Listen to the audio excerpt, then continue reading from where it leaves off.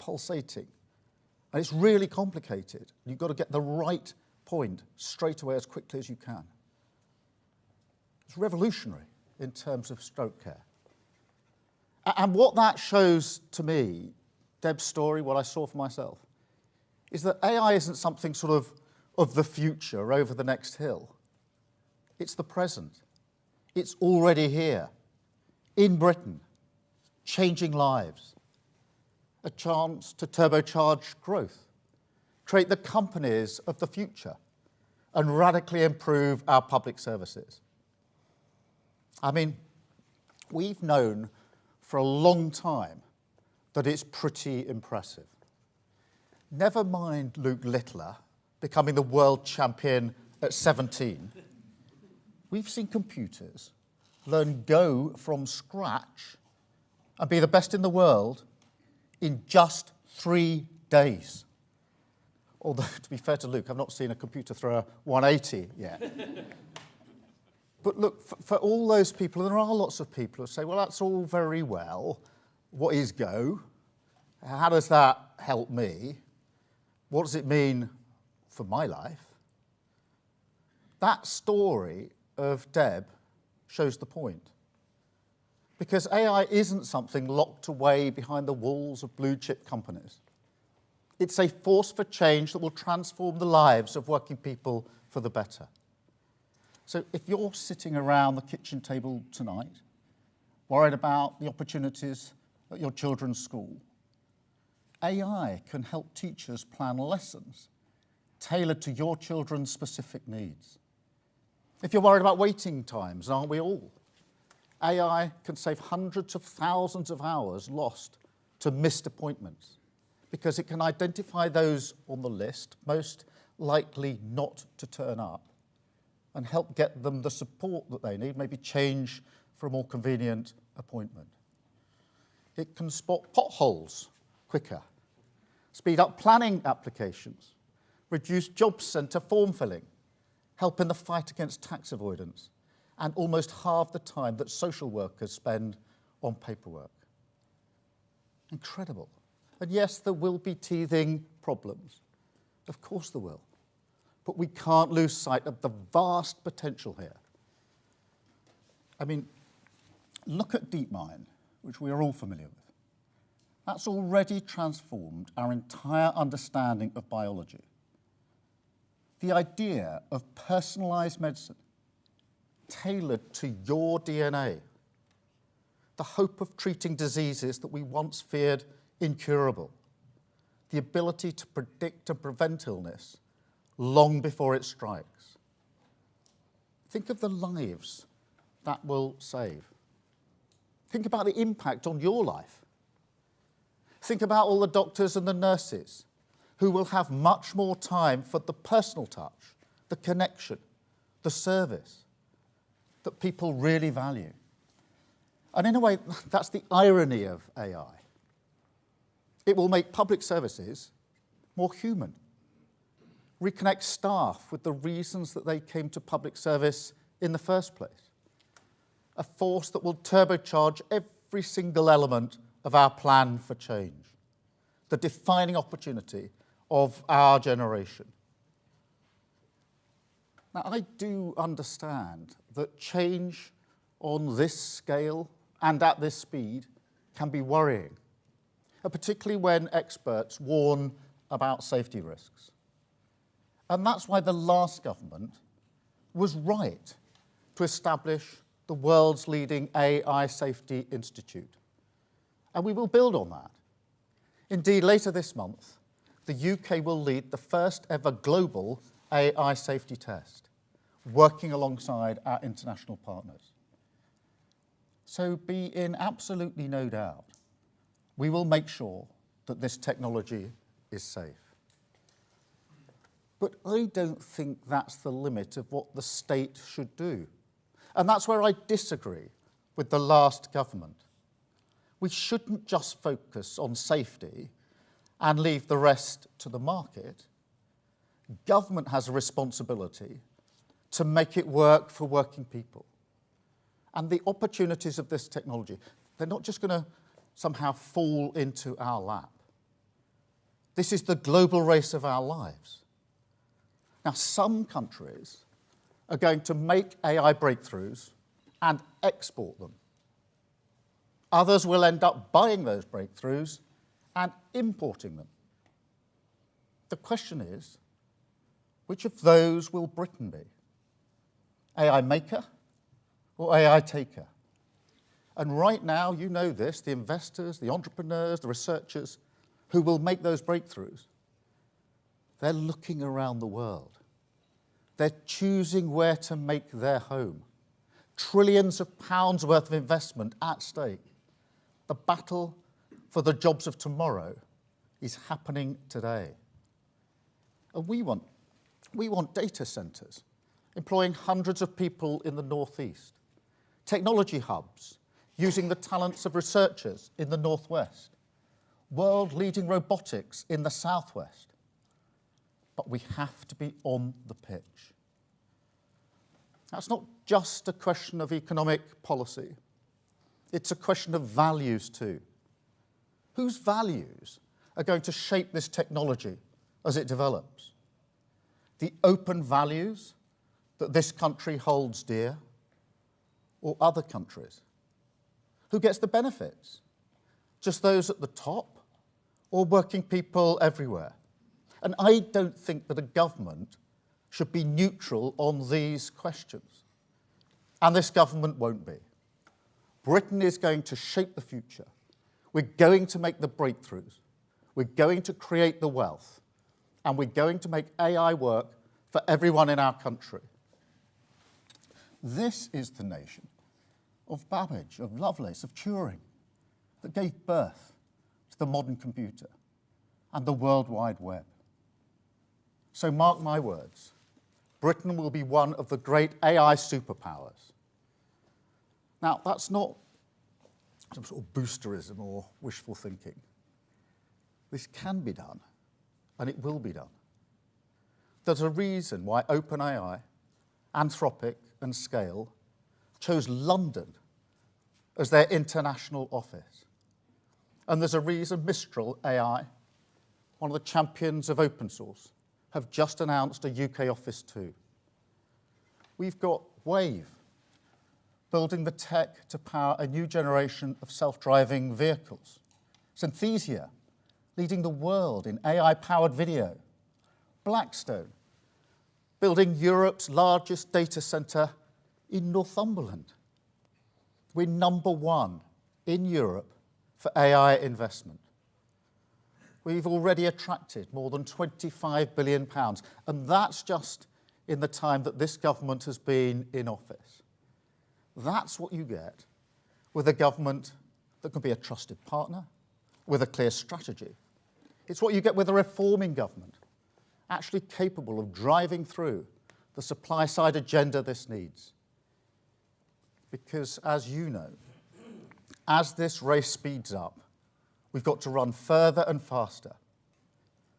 So, within days of taking office, I asked Matt Clifford to review how we seize the opportunities of AI. And I want to thank Matt and Peter Kyle and his team for all their work. Because today we're not just publishing that review, we're making a clear commitment to take forward all of the recommendations. And we'll put the full weight of the British state behind this. I'm determined the UK becomes the best place to start and scale an AI business. That will be the centrepiece of our industrial strategy. There's never been a better moment for entrepreneurs with big ideas to grow a small company fast.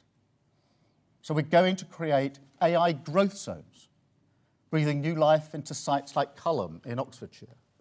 We're going to remove the blockages that hold you back. This is a government that backs the builders. So if you're looking at where to build your data centres, we'll speed up planning permission. If you need better access to power, and we all know how big a challenge that is, we'll get you those grid connections at speed. You've asked for a gold standard data access regime, so we'll develop a national data library. a clear and trusted copyright regime, and safe access to the unique resource of our NHS for research. And then, of course, the engine of AI progress, it's what's called compute. We'll increase our public sector compute, not by a factor of 2 or 3, or even 10, but by 20. Now, that's like upgrading from my dad's old Ford Cortina to a Formula One McLaren in one go. What about the talent? Well, we've got the high potential visa routes for the world's top talent to move here. And we're going to make it easier for tomorrow's talent to learn here, training tens of thousands of STEM graduates and apprentices. But perhaps most importantly of all, and let's be really crystal clear about this, when it comes to regulation, we will be pro-growth and pro-innovation. And on regulation, look, I know there are different approaches around the world, but we are now in control of our regulatory regime. So we will go our own way on this. We will test and understand AI before we regulate it, to make sure that when we do it, it's proportionate and grounded in the science.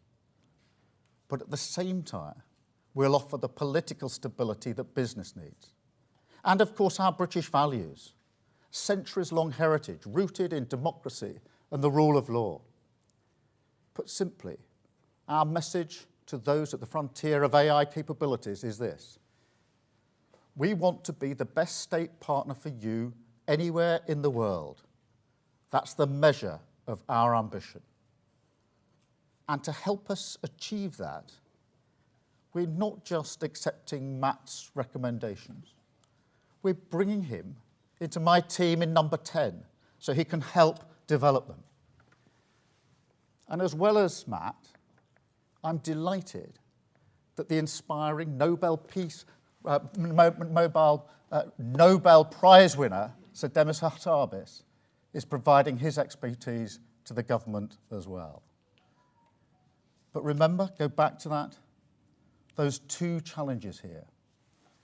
Our ambition is not just to be an AI superpower, but also make sure that this benefits working people. Now that, of course, starts with jobs and investment in every part of the country. So I'm really pleased here today to announce that Kyndryl are investing in a new technology hub in Liverpool. Now that alone will create 1,000 new jobs. And also that Nscale are investing £2 billion, and Vantage data centres another £12 billion, making £14 billion of new investment in data centres across the UK, creating another 12,000 jobs. But look, our plan for change also sets down a gauntlet for public services. And the blunt truth is we've got to be much bolder.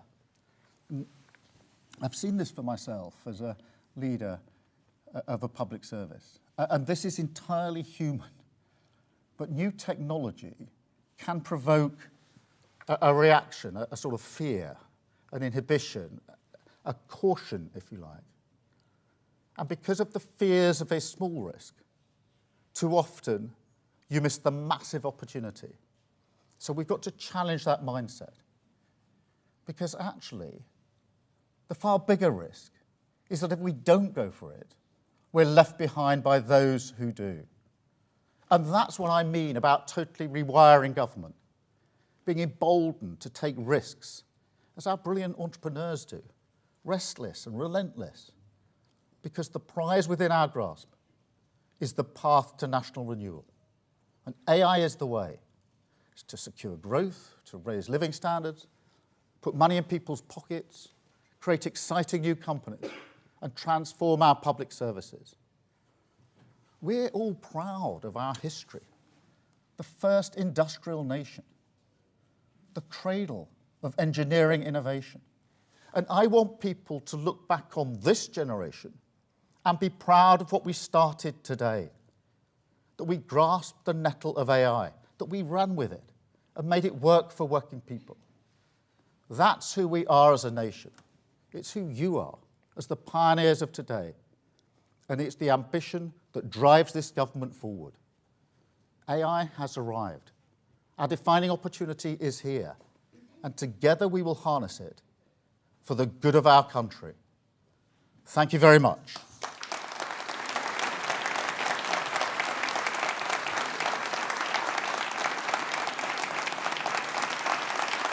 Thank you.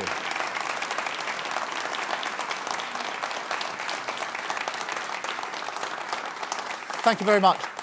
I'm going to spend some time talking to all the brilliant people here. Before we do, I've got some questions coming from the media. So can I start, please, with Chris Mason, BBC. Chris. There you are. Thank you, Prime Minister. Chris Mason, BBC News. You're saying today full steam ahead. I wonder what you would say directly to those who were perhaps worried about their data, worried about their jobs, worried about computers taking a decision that perhaps a human being should. And on the broader question of the economy, the country is in a hole economically. Bluntly, the government looks to be in a hole economically. How much and how soon a difference can AI realistically make here? Are we looking increasingly inevitably at further government spending cuts? Yeah, Thank you. Thank you very much, Chris. I think we have to look at this through the lens of opportunity. So when it comes to jobs, the question isn't the loss of jobs, it's the changing jobs. So to take an example, for a doctor that spends less time on the notes, that doctor can spend more time on the patient. So it will change jobs, but it'll change them for the better. Same for teachers with the preparation of lessons. And that will be the story behind this, change jobs so that actually we can get on with more of the human element to some extent. On the data, look, it is really important. Some of the brilliant breakthroughs have been because we've been able to use the data that's available in this country.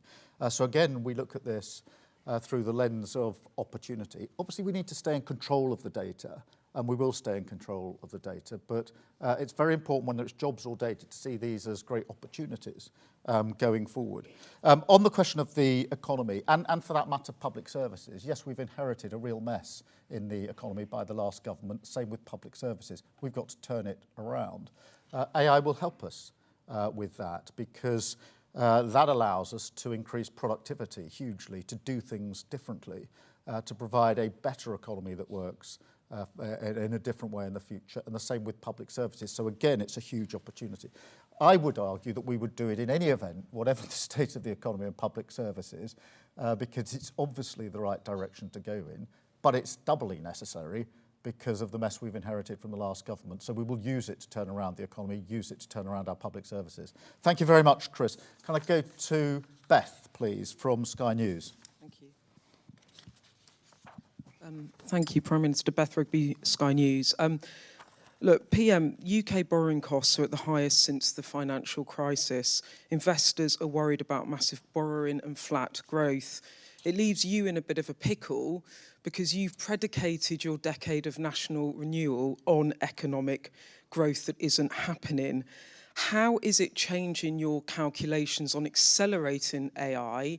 And just to pick up on Chris's point, do you accept that in the meantime you will have to implement some spending cuts in the coming year? Thank you. Thank you very much, Beth.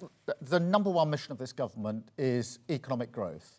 And that was run through the budget.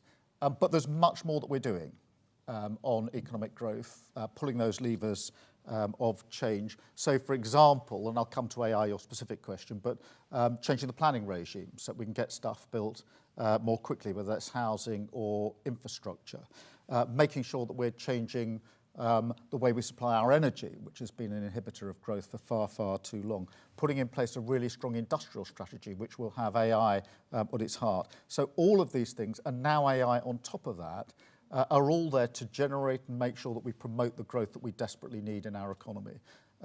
My big criticism of the last government over 14 years that we had flat growth, and that's why we're taking all these measures to drive growth in our economy. And some of these measures, necessarily planning, energy, industrial strategy, they're all measures that we're taking in addition to everything that we've done in the budget in relation to this. So that's how I see AI powering us forward in that regard. And I think it can do so quickly. If there's one thing I think we all need to be clear about with AI is it's going to change things quicker than we think. Most people who only a few years ago were saying it'd probably take a decade before AI makes the sort of change that's been talked about are now saying, no, more like 5 years, even 4 or 3. So AI is changing things very, very fast.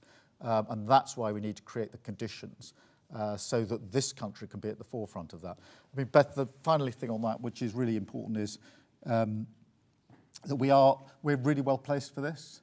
We're already in the top 3 or 4 in the world when it comes to AI. So this isn't a race where all countries of the world are sort of starting on the same line today. We're already well ahead in relation to that. So that's the way in which I see this helping us with the essential focus on growing the economy. Thank you. Can I come to Robert Peston, ITV? Hello, Prime Minister. Artificial intelligence looks set to be the industrial revolution of our lifetimes, possibly longer than that. Sam Altman is correct. This is going to be an enormously important year, 2025. He believes we're going to see artificial general intelligence this year. Now, in all industrial revolutions of this magnitude, there are shocks to the labour market. Some people's pay is flattened, other people lose their jobs. So what are you planning to do to protect the livelihoods of individuals, even if, it seems highly likely, artificial intelligence grows the economy very significantly? Growth does not necessarily mean that individuals' living standards will rise. And then separately, you haven't actually addressed either Chris's or Beth's point. If artificial intelligence delivers the growth we require, that will happen over time. But the interest rates the government pays have risen again today. And on your fiscal rules, you've run out of money. So what are you going to do to fill that hole? Robert, on the jobs, go back to the point I made about changing the nature of jobs, actually freeing people up to do other things. That's what all industrial revolutions do in the end, but this one probably more than most and quicker than most, changing the nature of jobs. Also job creation, the 1,000 new jobs in Liverpool, the 12,000 new jobs that I just announced in this speech here today, jobs that weren't there before in data centres, etc. So we are absolutely making sure that we're focused on working people and on jobs and what happens to them. And I think that is a difference between the approach that let's say the last government took and this government, which is answering the question, how does this impact on people's lives across the board? On the question of the economy more generally, look, it is important that I'm very clear that growth is our #1 priority and mission. We've said that throughout, and all of the other work we're doing ladders up to this. So whether it's the work on AI, whether it's the work I was announcing last week on the NHS, all of that ladders up to growth. We do have in place fiscal rules, which we will absolutely stick to because they're necessary to provide the stability that we want. And of course, reform. And that is why, whether it's the economy or public services, I've always said that that is the lever that hasn't been pulled enough, in my view. And we need to pull hard and quickly and putting that in place. And so for example, last week I was announcing on the NHS how we're going to drive up our work to make sure the waiting lists come down. That means more people back in work. It's why we're doing all the work that we are to make sure that our job centres are transformed so people are back into work. All of these measures are there to ensure we've got the economic growth that we need. But the stability, the rock, the foundation is those fiscal rules, which we will absolutely be keeping to. Thank you, Robert. Christopher Hope. Chris Hope, GB News. Prime Minister, even a 3-year wait for the benefits of AI is too long to help the economy now, this year, and next year. The pound is down, the economy is flatlining. You know all this already. Companies will be complaining about your budget in October. What's your plan? Will you cut the benefits bill? And yes or no, will Rachel Reeves be your Chancellor at the next general election? Chris, look, I'll be really clear. We're going to stick to the fiscal rules. That is a very important thing that we've said throughout. We set out those fiscal rules very early on in the day because we knew that the missing ingredient in recent years has been economic stability. We're determined to bring about that economic stability, and that's why the fiscal rules are absolutely central to what we do. The changes we're bringing about, whether it's industrial strategy, planning, energy, etc., all of these are designed to ensure that we get the growth that we need, AI as well, and the reform that we're doing as well. And that is why I'm confident in our mission for growth, and I'm confident, completely confident in my team. We never pretended, nor would anybody sensibly argue, that after 14 years of failure, you can turn around our economy and our public services before Christmas. Before the election, I said it's not going to be possible to do this in 6 months. It's going to take time. The question is, are you creating the conditions? Do you have the determination? And are you pulling the right levers for growth? And we are doing all of those, underpinned by our fiscal rules. Thank you very much, Chris. Gary from Channel 4. Thank you, Prime Minister. Public sector reform won't deliver the sort of benefits that you're looking for fast. Neither will AI.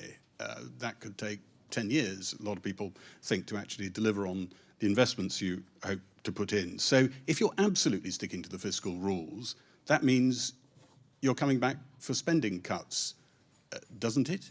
And can I just ask you one more? You were talking about being able to regulate in a new way, an independent way. Do you see your freedom there as a Brexit benefit? Are you pleased that you can regulate in a different way? Some people probably expected you as Prime Minister to tack a little towards the EU. It sounds here as though you might be tacking a bit away. Well, look, I think it is important to recognise that we've got the freedom now in relation to regulation to do it in the way that we think is best for the UK, and that's what we intend to do. You're right to say there are different models around the world. There's a sort of EU approach or a US approach, but we have the ability to choose the one that we think is in our best interest, and we intend to do so. On the question of the length of time it'll take for this to have an impact, I'll challenge you back. I don't think it's going to take 5 or 10 years to double productivity, not for a moment. And I've spent many, many hours pushing this around with AI experts to test those propositions. And I'm absolutely confident that the timeframes we're talking about here are much, much shorter than that, and that productivity, it's not a sort of 10% increase in productivity. We're talking about many who say productivity will double in a very short period of time. That's the potential for the difference that it would make. And there are just so many examples of that. Thank you very much. Let us go to Andy at Channel 5. Thank you, Prime Minister. Andy Bell, 5 News. Your predecessor had an AI summit, and the next day he had a very chummy one-on-one broadcast session with Elon Musk. Now, you must be at least a bit worried that not only is presumably Elon Musk not wanting to invest in the country at the moment, but he will be telling anybody who will listen to him not to invest. I mean, what can you do about this? Well, Andy, I'm really pleased that very highly successful players within the sector have come out very strongly in support of the plan that we've put on the table in the last day or two. And that is really significant because in the end, as I said in my speech, they are the ones that will be making the breakthroughs of the future. They are the ones that are deciding where is it that they want to have their office, where is it they want to have their staff. And they're not just saying that they like the plan, they're voting with their feet, if you like, and they're setting up their offices in London, in this country. So I'm really pleased about that. We will work with anybody in this sector, by the way, whether it's Elon Musk or anybody else. We're a government that's focused on being number one when it comes to AI and working with all. But I'm very pleased by what's already been said by some of the key people in this field. So thank you very much, Andy. Natasha from LBC. Thanks, Prime Minister. Natasha Clark from LBC. You said that your plan will allow firms to use the unique resource of our NHS and our data. Which data is up for grabs, and will this be used to raise some money for the government? And just on the economy, is the Treasury right to be ruthless in their pursuit of spending cuts in the upcoming spending review? Thank you. Yeah, just on the NHS, the first thing I'd say is we are in a unique position in this country because we've got the National Health Service. And the use of that data has already driven forward advances in medicine and will continue to do so. So we have to see this as a huge opportunity that will impact on the lives of millions of people really profoundly. The example I gave at the beginning of the speech was of someone who'd already had a stroke, but this has the potential to get ahead of that, to predict and prevent, and what a difference that will make to the lives of millions of people. It is important that we keep control of that data. I completely accept that challenge, and we will also do so. But I don't think that we should have a defensive stance here that will inhibit the sort of breakthroughs that we need. In terms of the ruthless approach when it comes to finances and spending, yes, we will be ruthless, as we have been ruthless in the decisions that we've taken so far. We've got clear fiscal rules, and we're going to keep to those fiscal rules, and that's why the Chancellor was absolutely right in the words that she chose to describe the approach that we will take. Thank you very much, Natasha. Max from the Times. Thank you, Prime Minister. There is increasing disquiet among your MPs and advisers over your Chancellor's decisions. The cost of borrowing is at a 30-year high, and the pound is at a 14-month low against the dollar. So let me ask again, and can you please be clear, will Rachel Reeves be your Chancellor for the duration of this Parliament? Rachel Reeves is doing a fantastic job. She has my full confidence. She has the full confidence of the entire party. She was given an incredibly challenging task at the budget because not only was the economy broken, but we had a £20 billion black hole and many, many things that had been identified for spending which didn't have any spending attached to them. So she took the tough decisions. She's right to take the tough decisions because as anybody who's turned around a business or organisation will know, if you're going to turn something around, you've got to take the tough decisions first. You can't identify a tough decision, then decide to put it off for 6 months or a year. Anybody turning around a business would never do that. So that's why we've taken the approach that we've taken. It's why we're taking the other steps that are necessary that go along with what was done in the budget, and I'm 100% confident we'll get the growth that we need. Thank you very much. Anna from the FT. Hi, Anna Gross from the FT. Just to pick up on Natasha's question, can you clarify whether the government plans to make the National Data Library, including NHS data, available to companies and researchers for commercial use, as well as to improve public services? And if so, can you please talk us through what your current thinking is in terms of how that data will be priced? The data library is really important. It's something the sector have been crying out for. We need to make sure that it works properly, protecting the interests that need to be protected. When it comes to health data, particularly NHS data, it is really important that we stay in control of this, and we will stay in control of it, because we need, on the one hand, all anonymised, of course, to use the potential of that data, but on the other hand, make sure it's properly protected. And the way to protect it, in my view, is to keep control of it. Thank you very much. I've got Kieran from The Guardian. Thank you, Prime Minister. Kieran Stacey from The Guardian. On a slightly separate tech issue, can I ask you what you make of Meta's recent decision to stop fact-checking on its site? And is there not a risk here with what you're describing on AI that you create a new generation of unaccountable tech barons? No, I mean, on the decision by Meta, I mean, the way I look at this is through the lens of the Online Safety Act in terms of the provisions that we've got in place. And I think they're right. Obviously, some of them are coming on stream now. So that was an important piece of legislation. And that's the way I see it. In terms of the second part of your question, I think in the end, when it comes to AI, posture really matters. And there are a number of postures, but the two obvious ones are those that are defensive and inhibited and cautious about AI and think that it should be regulated, and that's the only thing that the government needs to do. The other posture is seeing it as a huge and fantastic opportunity that is going to transform lives, and the role of government is, yes, to get the framework right, but also to work with the sector to ensure that we're winning the race when it comes to AI.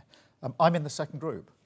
I think it's a fantastic opportunity. I think it's going to be a game changer, a revolution that is going to be quicker than some of the revolutions we've seen in the past, and it's going to reach right into the lives of people up and down the country, and reach into those lives for better. If when you think about teaching, tailoring the lessons for the children who are actually going to be taught, what a fantastic thing to be able to do. When you look at the ability within health to prevent and predict what is going to happen, what a fantastic thing to do. When it comes to increasing the productivity of all sectors, this is going to be a game changer. When it comes to running the government, this is going to be a game changer, because one of the things I've said to all of my team is, I don't want AI, I don't want your plans just to be about the product at the end of the exercise, the public service that we are delivering, although I do want it in that space. I want it to change the way the government works. I want the government to be championing AI and using AI, and that's why we're going to put so much weight behind this. Thank you all very much indeed. Thank you. Thank you for being here.